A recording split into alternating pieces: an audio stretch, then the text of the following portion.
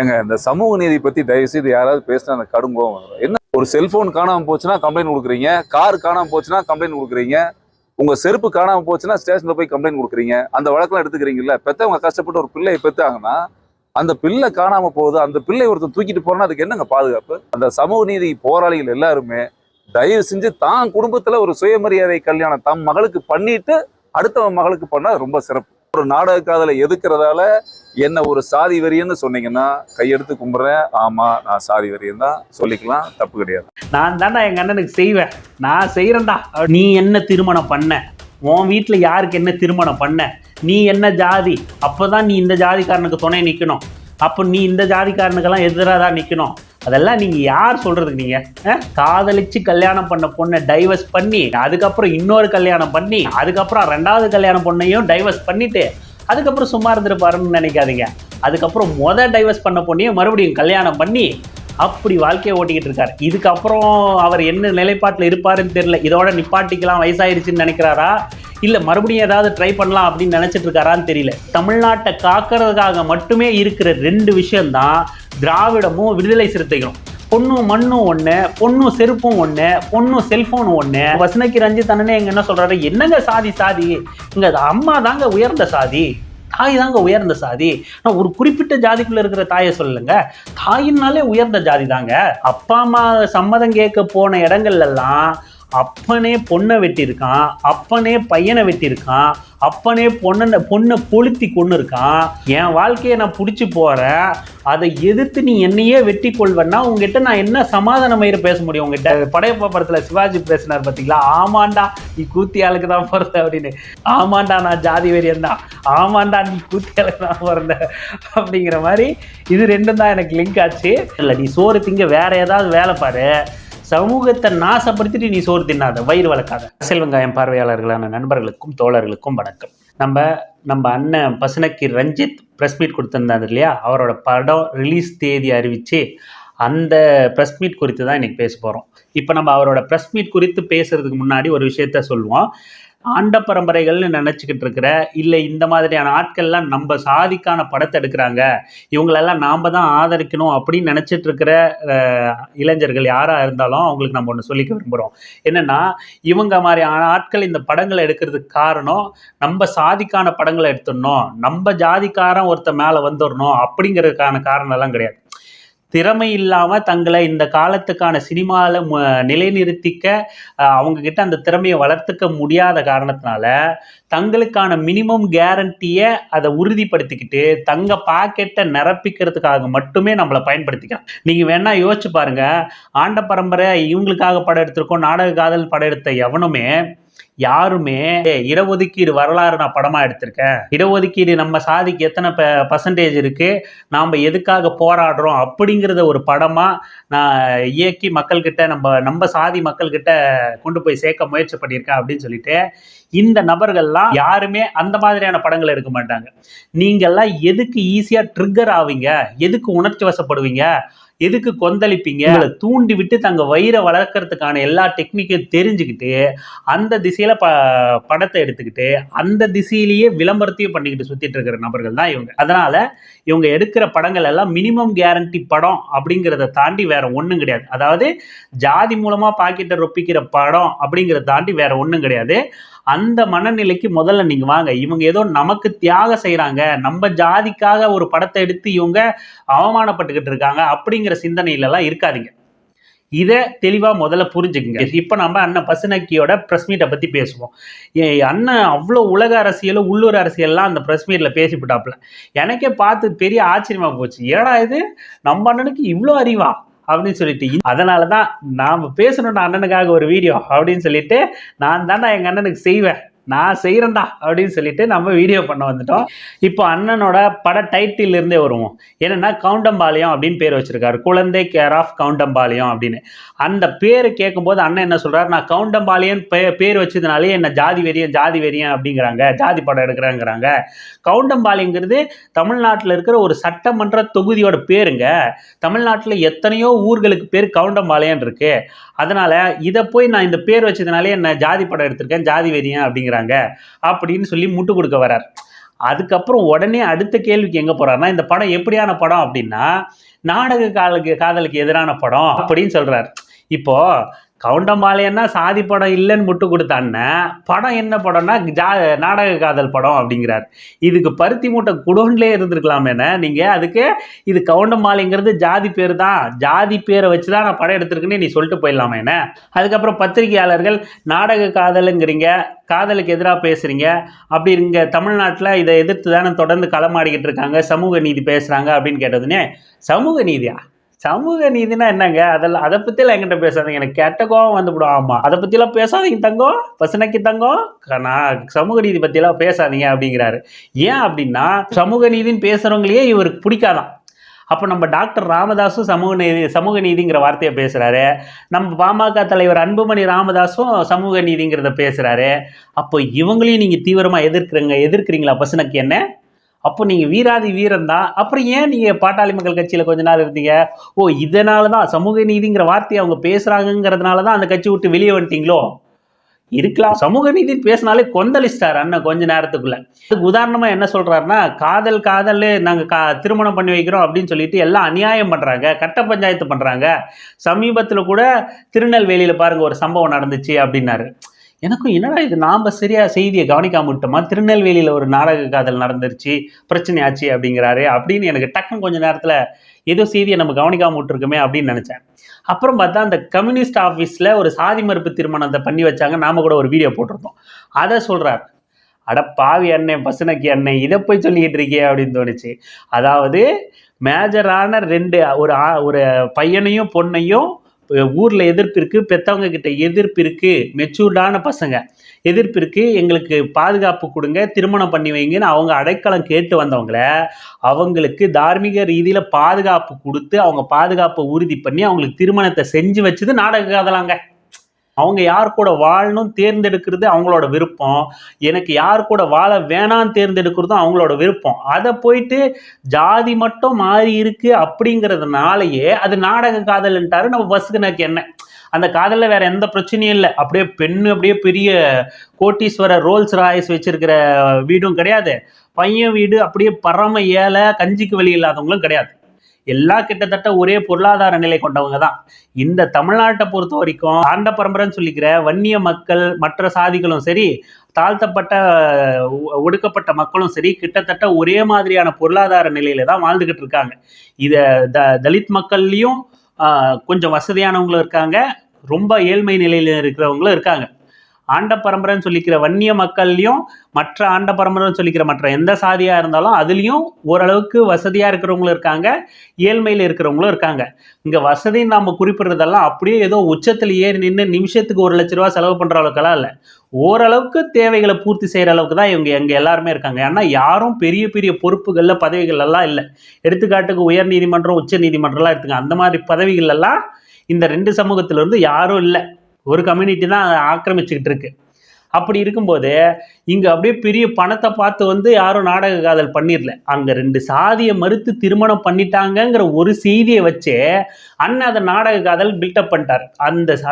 அந்த காதல் திருமணத்தில் வேற எந்த பிரச்சனையும் இல்லை. போலியா காதலிச்சாங்கன்னாலோ சொத்துக்கு காதலிச்சாங்கன்னாலோ எதுவுமே கிடையாது. ஆனால் நாடக காதல் தான். இவனுங்களை மாதிரி ஆட்கள் ஒரு நாடக காதலுங்கிற விஷயத்தை எப்படி உருவாக்குறாங்க அப்படிங்கிறதுக்கு உதாரணமே நம்ம பசுனக்கி அண்ணன் அந்த நெல்லை சாதி மறுப்பு திருமணத்தை எப்படி ப்ரொபகண்டா பண்ணுறாரு அப்படிங்கிறதுலேருந்தே நீங்கள் புரிஞ்சுக்க. இவங்க இந்த இடத்துல இத்தனை சம்பவம் நடந்திருக்கு, அந்த இடத்துல இத்தனை சம்பவம் நடந்திருக்கு, போலீஸ் ஸ்டேஷனில் இத்தனை கேஸ் இருக்குது அப்படின்னு இவங்களா சொல்கிறது எந்த மாதிரியான விஷயங்களை அப்படி ப்ரொபகண்டா பண்ணுறாங்க பாருங்கள். ஒரு சமூகம் இருக்குது அப்படின்னா, ஏதாவது ஒரு விஷயம் இருக்குது அப்படின்னா 1-2 பிரச்சனைகள் இருக்கத்தான் செய்யும், 1-2 நிறைகுறைகள் இருக்கத்தான் செய்யும். அந்த 1-2யே ஒட்டுமொத்தமான ஒரு சமூகத்துக்கான அடையாளமாக மாற்ற நினைக்கிறது அப்படிங்கிறது அயோக்கியத்தனம். அந்த அயோக்கியத்தனத்தை தான் இந்த மினிமம் கேரண்டி பாக்கெட் ரொப்பிகள்லாம், சோத்துக்கு வேலை செய்கிற பாக்கெட் ரொப்பிகள்லாம் பண்ணிக்கிட்டு இருக்காங்க. உடனே கம்யூனிஸ்ட் கட்சி அலுவலகத்தை மன்றங்கிறது, கட்ட பஞ்சாயத்து பண்ணுறாங்கங்கிறது, உனக்கு என்னென்ன அறிவுன்னா எதனா இருக்கா இல்லையாண்ணே? கம்யூனிஸ்ட் பார்ட்டியை போயிட்டு கட்ட பஞ்சாயத்து பண்ணுறவங்கன்னு சொன்ன ஆள் நீ தானே. எந்நேரம் மக்களுக்காக எந்த பிரச்சனைனாலும் களத்தில் நிற்கிற ஒரு கட்சினே கம்யூனிஸ்ட் பார்ட்டி. கம்யூனிஸ்ட் பார்ட்டியாக இருக்கட்டும், அம்பேத்கர் இயக்கங்களாக இருக்கட்டும், பெரியார் இயக்கங்களாக இருக்கட்டும், இயக்கங்கள் தான் மக்களுக்கு இழைக்கப்படுற அநீதி, சமூகங்களில் நிலவப்படுற அநீதிகளை எதிர்த்து குரல் கொடுத்து களத்தில் வந்து நிற்கிறவங்க. யார் என்ன ஏதுன்னெலாம் தெரிய தேவையில்ல அவங்களுக்கு. ஒரு சக மனுஷன் பாதிக்கப்பட்டிருக்கான்னா அவனுக்கு துணை நிற்கணும்னு நிற்கிற இயக்கங்கள் அவங்க, கட்சிகள் அவங்கள போயிட்டு அவங்க மன்றங்க கட்ட பஞ்சாயத்து பண்ணுறாங்க அப்படின்னு அண்ணன் எங்கிருந்து சொல்கிறாரு, யார் கூட இருந்து சொல்கிறாருன்னா இந்து முன்னணிகளோட கூட்டு களவாணித்தனம் வச்சுக்கிட்டு சொல்கிறாரு அண்ணன். ஒரு கட்ட பஞ்சாயத்து அயோக்கியத்தனம் பண்ணுற குரூப் கூட சேர்ந்துக்கிட்டு அண்ணன் கம்யூனிஸ்ட் பார்ட்டி கட்ட பஞ்சாயத்துங்கிறார். ஒரு காதல் திருமணத்தை இருவேறு ஜாதியை சேர்ந்தவங்க ஆணும் பெண்ணுங்கிறதுனாலேயே அது நாடக காதலுங்கிறார். இவனுங்களோட ப்ரொபகண்டா எப்படி இருக்கு? இந்த ஒரு பசுனக்கியை எடுத்துக்காட்டா வச்சுக்கிட்டே இந்த அயோக்கிய பயல்களோட நோக்கத்தையும் அவனுங்களோட வேஷத்தையும் இந்த மக்கள் இளைஞர்கள் புரிஞ்சுக்கணும். அதுக்கப்புறம் நம்ம பசுனக்கி என்ன சொல்றாரு, இந்த மாதிரி சாதி மறுப்பு திருமணத்தை செஞ்சு வைக்கிற இவங்கெல்லாம் முதல்ல அவங்க வீடுகளில் சாதி மறுப்பு திருமணத்தை செய்யணும், அவங்கவுங்க சாதி மறுப்பு திருமணத்தை செஞ்சுக்கணும், மற்ற வீட்டு பிள்ளைகளுக்கு மட்டும் பண்ணி வைக்க கூடாது அப்படின்னு சொல்லிட்டு ஒரு அரிய கருத்தை அரிய வகை உயிரினமான அண்ணன் பசுனக்கி எடுத்து வைக்கிறார். அண்ணன் உனக்கான பதில செருப்ப சாணியில முக்கி அடிச்ச மாதிரி தோழர் கனகராஜ் அவர்கள் தீக்கதிர் ஊடகத்தில் பேசியிருக்கார், போய் பார். அவங்க கட்சியை சேர்ந்தவங்க யார் யார் எப்படி திருமணம் பண்ணியிருக்காங்க, எப்படி சாதி மறுப்பு பண்ணியிருக்காங்க, எப்படி சுயமரியாதை திருமணம் பண்ணியிருக்காங்க, அவங்க உள்ளூர் லோக்கல் மாவட்ட செயலாளர் இருந்து தேசிய செயலாளர் வரைக்கும் எல்லாரோட திருமணத்தையும் அவர் பட்டியலே போட்டார். நீ வேணா போய் செக் பண்ணிக்க. இப்படி ஒருவேளை அவங்க சாதி மறுப்போ சுயமரியாதை திருமணமோ செய்யாமல் இருந்தால் அவங்க இந்த மாதிரியான விஷயங்களுக்கு துணை நிற்க கூடாதுங்கிறதும் ஒரு அற்பத்தனமான வெத்துவாதம். ஏன் ஒருவேளை ஒருத்தன் முன்னாடி சாதி வெறியனா இருந்திருக்கலாம், மத நம்பிக்கைகள்ல இருந்திருக்கலாம், மூட நம்பிக்கைகள்ல மூழ்கி இருந்திருக்கலாம், அதுக்கப்புறம் வாசிப்பு திறனாலேயோ பெரியாரிய அம்பேத்கரிய அறிமுகத்தினாலேயோ அவன் மனமாற்றம் அடைஞ்சிருக்கலாம், ஆணோ பெண்ணோ யாரும் மனமாற்றம் அடைஞ்சிருக்கலாம், அதுக்கப்புறம் அவங்க இந்த மாதிரியான சுயமரியாதை வழிகளில் பின்பற்ற ஆரம்பிச்சிருக்கலாம்.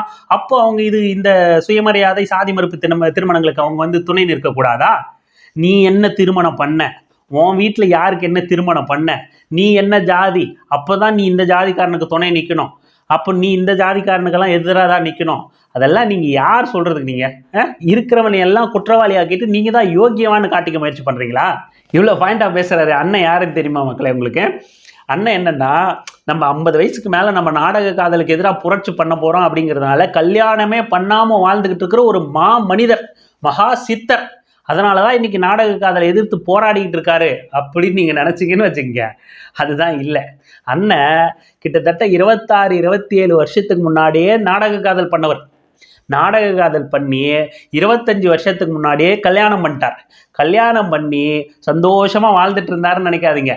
25 வருஷத்துக்கு முன்னாடியே கல்யாணம் பண்ணி காதலிச்சு கல்யாணம் பண்ண பொண்ணை டைவர்ஸ் பண்ணி அதுக்கப்புறம் சும்மா இருந்தாருன்னு நீங்கள் எதிர்பார்க்காதீங்க. அதுக்கப்புறம் இன்னொரு கல்யாணம் பண்ணி அதுக்கப்புறம் சந்தோஷமாக வாழ்ந்துருந்தாருன்னு நினைக்காதீங்க. அதுக்கப்புறம் 2வது கல்யாணம் பொண்ணையும் டைவர்ஸ் பண்ணிவிட்டு அதுக்கப்புறம் சும்மா இருந்துருப்பாருன்னு நினைக்காதீங்க. அதுக்கப்புறம் டைவர்ஸ் பண்ண பொண்ணையும் மறுபடியும் கல்யாணம் பண்ணி அப்படி வாழ்க்கையை ஓட்டிக்கிட்டு இருக்கார். இதுக்கப்புறம் அவர் என்ன நிலைப்பாட்டில் இருப்பாருன்னு தெரியல. இதோட நிப்பாட்டிக்கலாம், வயசாயிருச்சுன்னு நினைக்கிறாரா, இல்லை மறுபடியும் ஏதாவது ட்ரை பண்ணலாம் அப்படின்னு நினச்சிட்டு இருக்காரான்னு தெரியல. இப்படி 25 வருஷத்துக்கு முன்னாடியே காதலிச்சு கல்யாணம் பண்ணி டைவர்ஸ் பண்ணி கல்யாணம் பண்ணி டைவர்ஸ் பண்ணி கல்யாணம் பண்ண நபர் தான் இன்னைக்கு நமக்கு நாடக காதல் பாடம் எடுத்துக்கிட்டு இருக்காரு நம்ம பசுனக்கி ரஞ்சித் அண்ணன். யோக்கியவான். நீங்கள் நல்லா இந்த சமூகத்தில் கவனிச்சிங்கன்னா இந்த காதலுக்கு எதிராக பேசுகிறவனோ, ஜாதிக்கு ஆதரவாக பேசுகிறவனோ, நாடக காதல்னு பேசுகிறவனோ, திராவிடத்தை மேலே வன்மத்தை கக்கிறவனோ, விடுதலை சிறுத்தைகள் மேலே வன்மத்தை வைத்தறிச்சலை கக்கிறவனோ எல்லாம் மிகப்பெரிய அயோக்கிய பையனாக இருப்பான். அவனே நாடக காதல் பண்ணவனாக இருப்பான். இந்த சமூகத்தில் இருக்கிற எல்லா அயோக்கியத்தனங்களையும் பண்ணவனாக இருப்பான். நம்ம பொறுத்த வரைக்கும் திராவிட கருத்தியல் சித்தாந்தத்தின் மீதும் விடுதலை சிறுத்தைகள் மீதும் வன்மத்தை கக்கிறவன் மகா அயோக்கியம். எப்படிப்பா சிறுத்தைகளையும் திராவிடத்தையும் ஏத்துக்கலனாலே அயோக்கியன்றன்னா, இது ரெண்டுத்து மேலேயும் உங்களுக்கு விமர்சனம் இருக்கலாம். திராவிட கொள்கையில சித்தாந்தத்திலே இதெல்லாம் கொஞ்சம் நம்ம இந்த காலத்துக்கு பொருந்தாது மாத்திக்கலாம்னு நினைக்கிறவங்க அந்த விமர்சனத்தை பண்ணலாம். விடுதலை சிறுத்தைகளோட கட்சி செயல்பாட்டில் 1-2 எனக்கு விமர்சனம் இருக்குப்பான்னா, விமர்சனம் வைக்க யார் மீதும் எவர் மீதும் யாருக்கும் உரிமை உண்டு. ஆனால் அதற்கு காரணமாகவே இங்கே திராவிடத்தையும் விடுதலை சிறுத்தைகளையும் வன்மத்தை கக்கறான்னா அவன் மிகப்பெரிய ஜாதி வெறியன், அயோக்கியந்தான். தமிழ்நாட்டை காக்கிறதுக்காக மட்டுமே இருக்கிற 2 விஷயம்தான் திராவிடமும் விடுதலை சிறுத்தைகளும். அப்புறம் அப்படியே பேச்சு போக்கில் என்ன அண்ணன் சொல்றாருன்னா, பெண்கள் எல்லாம் எதோட ஒப்பிடுறாரு தெரியுமா? பெற்றவங்க கிட்ட இருந்து பொண்ணு அபகரிச்சிட்டா நாங்கள் எதுவும் சொல்லக்கூடாதுங்கிறீங்க, எதுவும் பண்ணக்கூடாதுங்கிறீங்க. இப்போ ஒரு கார் காணாமல் போச்சுன்னா கம்ப்ளைண்ட் கொடுக்குறேங்க, ஒன்றாவது. அதுக்கப்புறம் ஒரு செல்ஃபோன் காணாமல் போச்சுன்னா கம்ப்ளைண்ட் கொடுக்குறேங்க, இது 2. அதுக்கு அடுத்த பாயிண்ட் தான், ஒரு செருப்பு காணாமல் போச்சுன்னா கூட கம்ப்ளைண்ட் கொடுக்குறேங்க அண்ணன் சொல்கிறது. செருப்பு காணாமல் கூட போனால் கூட இவர் கம்ப்ளைண்ட் கொடுப்பாராம் போலீஸ் ஸ்டேஷனில் போயிட்டு. என்ன டேய், இதெல்லாம் என்ன இது? சரி நம்பினாத்தான் ஆண்ட பரம்பரைன்னு சொன்னால் நம்புவாங்க, நீ பாட்டுக்கு ஏதாவது சொல்லிட்டு இருக்கியானே? செருப்பு காணாமல் போனால் கூட கம்ப்ளைண்ட் கொடுப்பாராம். அப்போ பொண்ணு காணாமல் போனால், அதாவது பொண்ணு காதலிச்சுட்டு போயிட்டா அப்புறம் எப்படி நாங்கள் சும்மா இருக்கிறது? அப்போ நாங்கள் உடனே ஆண்ட பரம்பரை திமிரை காட்டணும்ல, கத்தி எடுத்துகிட்டு போகணும்ல அப்படின்னு சொல்ல வர்றார். அண்ணன் கடைசியாக அந்த பாயிண்ட்டுக்கு வந்தார் பாருங்க, நாடக காதல்னு சொல்லணும், அது ஒரு பாயிண்ட்டு. அதுக்கடுத்து பொண்ணு தான் எங்களுக்கு மானம், வீரம், கௌரவம், மண்ணும் பொண்ணும் ஒன்று. நம்ம தற்கூரி மோகன் அவங்க டைரக்டாக வச்சுருந்தாரா, இவர் இங்கே இப்படி மாற்றி சொல்கிறார். மண்ணும் பொண்ணும் ஒன்றுங்கிறதா, பொண்ணும் செருப்பும் ஒன்று, பொண்ணும் காரும் ஒன்று, பொண்ணும் செல்ஃபோனும் ஒன்று. எங்களுக்கு கடைசி வரைக்கும் பெண்ணை ஒரு மனுஷியாவே உயிராகவே பார்க்க மாட்டீங்களாடா அப்படிங்கிறதா நமக்கு கேள்வியாக இருக்குது. ஏதாவது ஒரு பொருளோடவே கம்பேர் பண்ணிக்கிட்டு இருக்கீங்க, பெண்ணையும் ஒரு பொருளாவே நினைச்சுக்கிட்டு இருக்கீங்க. பொண்ணுக்காக உசிரே கொடுக்க தயாரா இருக்கான், வெட்டு வாங்குறான், சாவறான். அவனெல்லாம் நாடக காதல் பண்ணிட்டு இருப்ப, நீ உன் இஷ்டமயிருக்கு வந்து காதலிப்ப, அப்புறம் டைவர்ஸ், கல்யாணம் பண்ணுவேன், டைவர்ஸ் பண்ணுவேன், இன்னொரு கல்யாணம் பண்ணுவேன், டைவர்ஸ் பண்ணுவேன், அப்புறம் டைவர்ஸ் பண்ண பொண்ணே திரும்ப கல்யாணம் பண்ணிப்ப. ஆனால் நீ யோகிய மாதிரி வந்துட்டு காதலுக்காக வெட்டு வாங்க தயாரா இருக்கிறவன், ஜாதி மாதிரி காதலிச்சு கல்யாணம் பண்ணா எவ்வளோ இந்த சமூகத்தில் பிரச்சனை வரும் தெரிஞ்சும் துணிஞ்சு உயிர் கொடுக்குற அளவுக்கு துணிஞ்சு நிற்கிறவங்க நாடக காதல் பண்றவங்களா? ஏண்டா சாரி, நம்ம பசனைக்கு அண்ணன் என்னென்ன இப்படி சொல்லிவிட்ட? இப்படி இந்த கும்பல்லாம் பெண்களை ஒரு உயிராகவே கருதாத ஜென்மங்களா வாழ்ந்துகிட்டு இருக்கு. ஆனால் இவங்க தான் என்ன சொல்லுவாங்கன்னா, அம்மாக்கள்லாம் புனிதம், பெண்கள் தாய் அப்படிம்பாங்க. பெண்ணாக இருக்கிற வரையும் செருப்பும்பாங்க, பெண்ணுக்கு குழந்தை பிறந்துட்டா தாயானதுன்னே புனிதம்பானுங்க. ஏன்னா இவனுங்க தாய்க்கு பிரச்சனை வந்துடக்கூடாதுல்ல. இவனுங்க தாய் குலத்தை தாய்மையை பற்றி தவறாக பேசினா, இவன் அம்மாவை பற்றி தப்பாக பேசுகிற மாதிரி வந்துடுது. அப்போ பெண்ணாக இருக்கிற வரையும் ஊரா விட்டு பெண்ணு அப்படிங்கிற மாதிரி பேசிட்டு போயிடுறானுங்க அவனுக்கு, அது ஒரு பொதுமை இல்லாமல். அப்போ பெண்ணாக இருக்கிற வரையும் பொண்ணும் மண்ணும் ஒன்று, பொண்ணும் செருப்பும் ஒன்று, பொண்ணும் செல்ஃபோனும் ஒன்று, பொண்ணுக்கு கல்யாணம் ஆகி தாய் ஆன ஒன்று. தாய் புனிதமானவள், தாய் தெய்வத்துக்கு சமையா. நம்ம பசனைக்கு ரஞ்சித் அண்ணனே எங்க என்ன சொல்றாரு, என்னங்க சாதி சாதி, இங்க அம்மா தாங்க உயர்ந்த சாதி, தாய் தாங்க உயர்ந்த சாதி. நான் ஒரு குறிப்பிட்ட ஜாதிக்குள்ள இருக்கிற தாயை சொல்லலைங்க, தாயினாலே உயர்ந்த ஜாதி தாங்க. அது என்னடா தாய் உயர்ந்த ஜாதி? சரி, உங்க கணக்கே வரும். எந்த சாதியில் இருந்தாலும் தாய் உயர்ந்த சாதின்னா அப்போ எல்லாரும் ஒரே ஜாதி ஆயிடுது இல்லை கணக்கு. அப்புறம் எங்க உனக்கு நாடக காதல், வெங்காயம், வெண்ணெய் எல்லாம் வந்துடுது? இந்த சமூகத்தில் இருக்கிற தாயும் உயர்ந்த ஜாதி, அந்த சமூகத்தில் இருக்கிற தாயும் உயர்ந்த ஜாதி. அப்போ உயர் ஜாதிக்கு பிறந்த பொண்ணுங்களும் பையனும் கல்யாணம் பண்ணிக்கிறாங்க, அதில் என்ன உனக்கு பிரச்சனை? அப்புறம் எங்க நாடக காதல் வரும்? அப்புறம் என்ன பிரச்சனை வருது சமூகத்துல? நீங்க நாடக காதல் சொல்றவங்க எல்லாம் வெட்டு வாங்கிட்டு செத்து போய் தானே கிடக்குறான். அதுவும் தோழர் கனகராஜ் ஒரு லிஸ்டே கொடுத்துருக்காரு பாரு. ஏன் இங்க அப்பா அம்மா சம்மதத்தோட கல்யாணம் பண்ணிக்கணும்னு சொல்றீங்களே என்ன பசனைக்கு ரஞ்சித் அண்ணே? அப்பா அம்மா சம்மதம் கேட்க போன இடங்கள்ல எல்லாம் அப்பனே பொண்ணை வெட்டியிருக்கான், அப்பனே பையனை வெட்டியிருக்கான், அப்பனே பொண்ணை கொளுத்தி கொண்டு இருக்கான், அப்பனே பையனை வெட்ட போகும்போது தடுத்த அப்பனோட தாய், ஓகேவா, அப்பனை பெத்த தாய், அந்த தாயையும் வெட்டி கொண்டு இருக்கான். இப்படின்னு கொலை நடக்காத, இப்போ காதலிச்ச பையனை வெட்டி கொண்டு இருக்கான். உயிர் மேல இரக்கம் இல்லாத ஜாதி தான் பெரிய மயிருன்னு நினைக்கிறவங்க கிட்ட போய் என்னடா சமாதானம் பேச முடியும்? எப்படி சமாதானம் பேசுவ? என் வாழ்க்கையை நான் பிடிச்சி போறேன், அதை எதிர்த்து நீ என்னையே வெட்டி கொள்வேன்னா உங்ககிட்ட நான் என்ன சமாதான மயிரை பேச முடியும்? உங்ககிட்ட என்னையும் காலி பண்ணிடுவேன், நீயும் ஜெயிலில் போய் உக்காந்துப்ப. அந்த ஜாதி மயிரை தூக்கி ஜெயிலில் வச்சுக்கிட்டு என்ன பண்ண போற? நீ யாருமே வாழ விடக்கூடாதுன்ற அளவுக்கு உன் மண்டையில ஜாதி மயிர் ஏறி போயிருக்கு. அந்த உங்ககிட்ட சமாதானம் பேசி என்ன மயிர் ஆக போகுது? என்ன நடக்க போகுது? இதுல இவங்களுக்கு பாதுகாப்பு கொடுக்குறவங்க, ஜாதி மறுப்பு திருமணம் பண்றவங்க எல்லாம் கட்ட பஞ்சாயத்து கும்பலாம். வெட்டி எத்தனை பேர் வெட்டி கொண்டவனுக்குறா நீங்க துணைக்கு வந்திருக்கீங்க? சரி, காதல்ல தான் வெட்டி கொள்றாங்க, காதல்ல தான் காசை பார்த்து இது பண்ணிட்டாங்க, காதல்ல தான் ஜாதி வந்துடுது, காதல்ல தான் நாடக காதல் வந்துடுது. இங்க காதல்ல ஒரே ஜாதியில காதலிச்சுட்டா எல்லாம் சரியா போயிடுமா? சமூகத்துல ஜாதி இல்லாம போயிடுமா? அண்ணன் சொல்றார், அப்பா அம்மா கையெழுத்து போட்டு திருமணம் பண்ணோம்னு சட்டம் கொண்டு வந்துட்டா இங்கே எந்த ஆணவ கொலையும் இருக்காது, கலவரமும் இருக்காது, அடிதடியும் இருக்காது, எந்த பிரச்சனையும் இருக்காது அப்படிங்கிறாரு. சமூகத்தில் எந்த பிரச்சனையும் இருக்காது. ஒரே ஜாதியில் காதலிச்சிடுறாங்க, அப்பா அம்மா சம்மதத்தோட கல்யாணம் பண்ணிடுறாங்க. ஜாதி இங்கே அழிஞ்சிருச்சா? ஆண்ட பரம்பரை அடிமைங்கிறது முடிஞ்சிருமா? ஏற்றத்தாழ்வு வர்ணம் அப்படிங்கிறது காலி ஆயிடுமா? ஏன் காதலில் தான் உனக்கு நாடக காதல் ஜாதி வந்துடுது. தமிழ்நாட்டிலேயே எத்தனை சம்பவம் நடந்திருக்கு. நாங்குநேரி சம்பவம் என்னடா நாடக காதல் வந்துருச்சு உங்களுக்கு? நாங்குநேரி படிக்கிற பையன் நல்லா படிக்கிறான்னு ஜாதியை வச்சு போய் வெட்டிட்டு வரான். இதில் இப்போ இந்த ஜாதி வெறிக்கு நீ என்ன பதில் சொல்வ? இது குறித்து எந்த வெண்ணையாவது படம் எடுத்திருக்கேன் நீ? நம்ம சமூகத்து மக்கள் வன்முறையில் ஈடுபட்டு தான் வாழ்க்கையும் அழிச்சிட்டு சக உழைக்கும் மக்களாக நம்ம கூட வாழ்ந்துக்கிட்டு இருக்கிற அவங்களையும் அவங்க மீதும் வன்முறையை நடத்திக்கிட்டு இருக்கே, இது தப்புன்னு மனமாற்றம் வர மாதிரி மினிமம் கேரண்டி சோறு திங்கிற எவனாவது படம் எடுத்திருக்கியா? காதலில் தான் உனக்கு ஜாதியும் நாடக காதல் பிரச்சனையும் வந்துடுதுன்னா சின்ன பையனை வெட்டும் போது எங்கே போச்சு? ஏன் இன்னொரு இடத்துல ஒரு பையன் அவன் வீட்டு முன்னாடி கால் மேலே கால் போட்டு படுத்துட்டு பாட்டு கேட்டு இருந்திருக்கான். இவன் எங்கிருந்தோ பொறுக்கி நடந்து போனவன் நான் ஆண்ட பரம்பரை வரேன் என் முன்னாடியே கால் மேலே கால் போட்டிருப்பியான்ட்டு அவன் முதுக பிளேடை வச்சு நேராக கிழிச்சு எடுத்திருக்கான். சின்ன பையன். இப்போ எங்கடா போச்சு உங்கள் ஜாதி மயிறு? காதல்னா ஈஸியாக சொல்லிடலாம். எங்கேயோ ஏதோ ஒரு தப்பு நடந்ததை வச்சோம் அப்பா அம்மாவோட அந்த அதீத எச்சரிக்கை உணர்வையும் தூண்டி இவனுங்களுக்கு சாதகமாக ஆக்கி இவனுக்கு பாக்கெட்டை ரொப்பி சோறு திங்கலாம். அதனால நாடக காதல்னு சொல்றான். நாடக காதல் பெற்றவங்க சம்மதத்தோட கல்யாணம் பண்ணிட்டா எல்லாம் தீந்துருமா இவருக்கு.